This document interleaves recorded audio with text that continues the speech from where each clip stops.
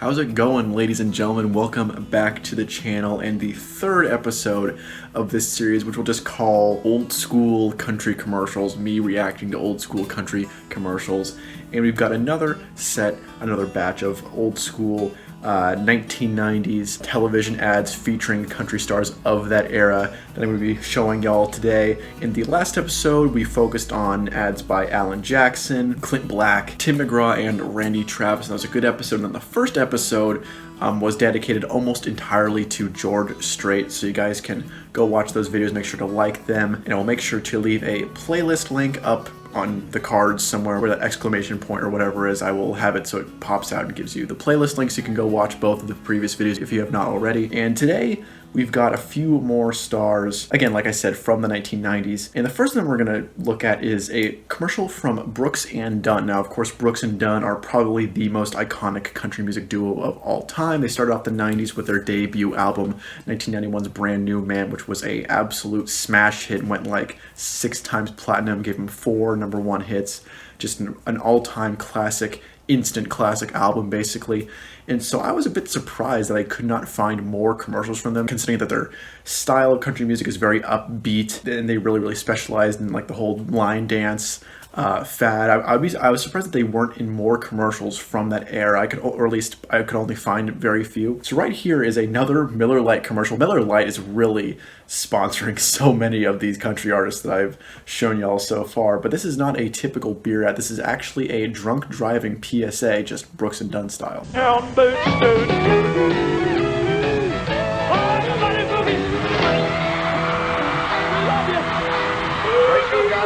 Hey, everyone likes to go out and have a good time. But if you've had one too many, here's a few suggestions to combine with your night out. Like calling a cab, Counting on a friend. designating a driver. Or hey, do what we do. Take the bus home.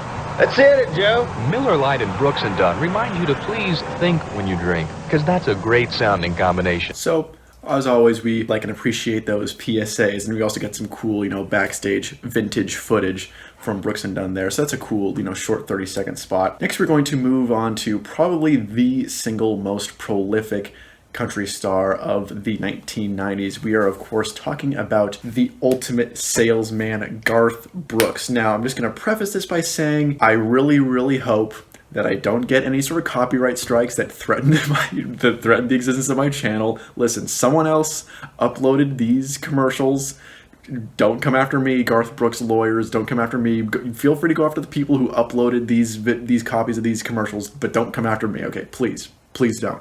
I just preface this by saying, like, if you know one thing about Garth Brooks, you know that he is super stingy about, ownership of his music and copyright infringement. He doesn't even allow his music on streaming platforms or anything like that. So I don't think any of his songs are featured in these commercials. They're obviously still on YouTube. I'm reacting to them right now, but I just want to put out that disclaimer. Please don't strike my channel. Please. So these commercials that I'm about to react to first are actually from a pretty cool series of McDonald's commercials that Garth Brooks did, I think from around 1993 or so. And it's actually a pretty cool meal deal that you're going to see right here. Hey, Garth, what'd you get at McDonald's? Oh, man, get this. They got Tina Turner's greatest hits. Elton John's classics, Roxette's latest. Let's go to McDonald's. Yeah! Got Garth Brooks' favorites, too. Each full-length CD is $5.99. Cassette's $3.99 when you buy any extra value meal or large sandwich. $1 from each CD and cassette. Benefits Ronald McDonald Children's Charities. Mr. Brooks, would you? Sign it. It's here. No. Trade for Tina Turner. What you want is what you get at McDonald's today. It's my only Tina.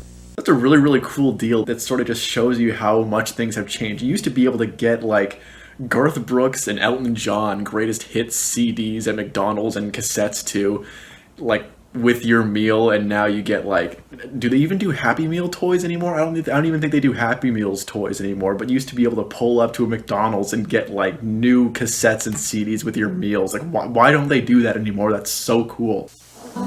You're Garth Brooks in the building today. Oh, I just got a CD at McDonald's. Oh. Garth's favorites.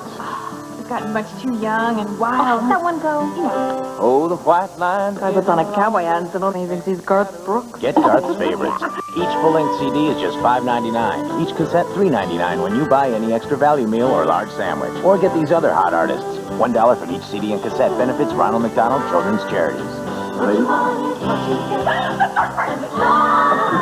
And so we see another iteration of the duo fangirl trope that we saw in the Randy Travis and Tim McGraw commercials from the last episode. Kind of seems to be commonly used. You know, you have a country star who like is hanging out somewhere, and you know these two females don't recognize him at first, and then he emerges in front of them or whatever, and they go, "Oh my god!" And they totally fangirl out over him. It's interesting that that was like a common storyline for these commercials at the time. So this commercial is from a much later, nearly a decade later. This is from 2002, according to the uploader. And this is an ad for Dr. Pepper that Garth Brooks did. There's a light in your soul. It says you're one of a kind. Don't never let it go. Be original, an individual, like Dr. Pepper. Be you, do what you do. Dr. Pepper, be you, do what Be sure to pick up Garth's new album, Scarecrow, wherever great music is sold.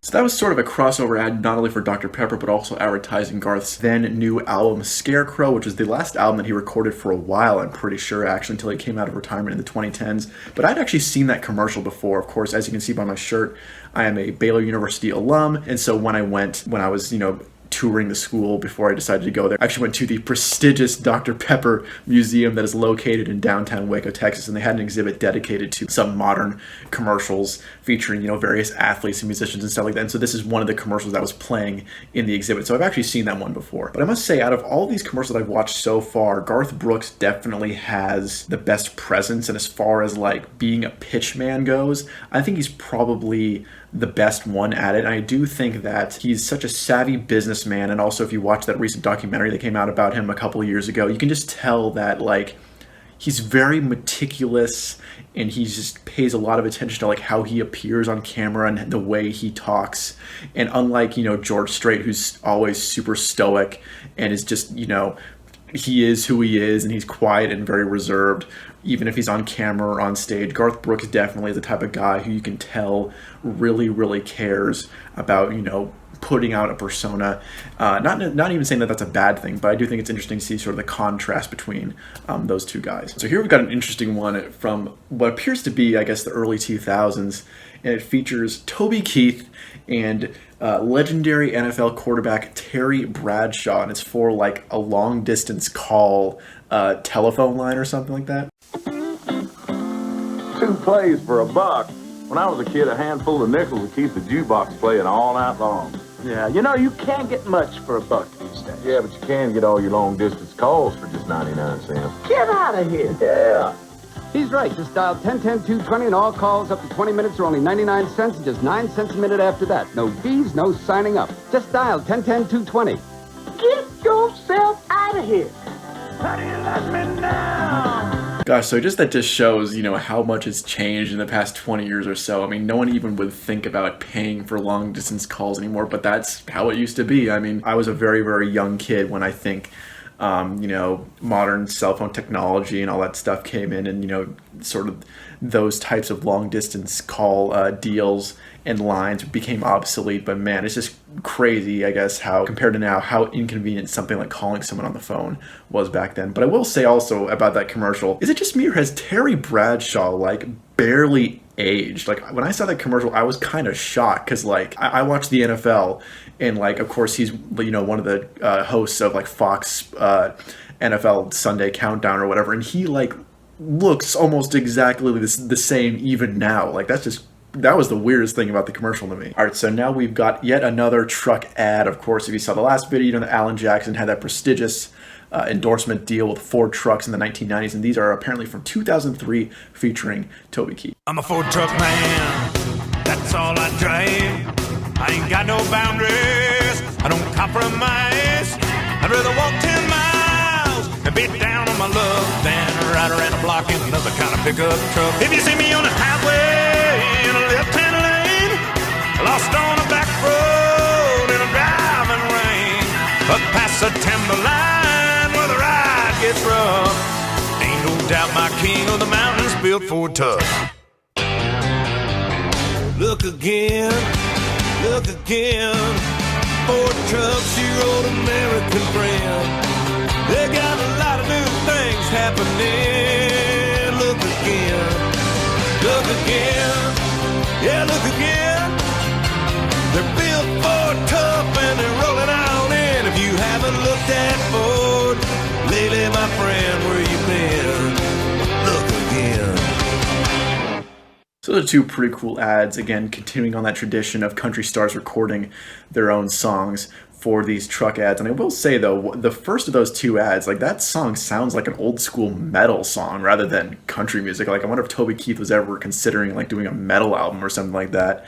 But that was like a really heavy song for Toby Keith to do. And so, like that Randy Travis commercial that I had in the last video, the uploader put like a sort of like a mini documentary of, like, you know, the making of or the behind the scenes of that commercial. And Toby Keith was talking about, like, oh, I'm a third generation Ford truck driver. And that's just like I didn't grow up in the country, so people talking about, like, oh, I'm a whatever generation Ford truck driver, as if like it's like a family tradition. Like, that's just so, like, I don't know. To me, it's like cars are cars, but I just thought that was funny. And now we've got the last commercial. This one is from 1992, but it is not featuring a 90s country star. It is featuring a country star from decades prior, but you're going to really appreciate this one. This is probably the favorite commercial that I have in the playlist right now. This is Johnny Cash for Taco Bell. Well, nobody has more choices for just a little cash. You could search the whole world over, and no matter who you ask, they'd say Taco Bell has more choices for just a little cash. You better make a run for the border, son. You better make a border dash.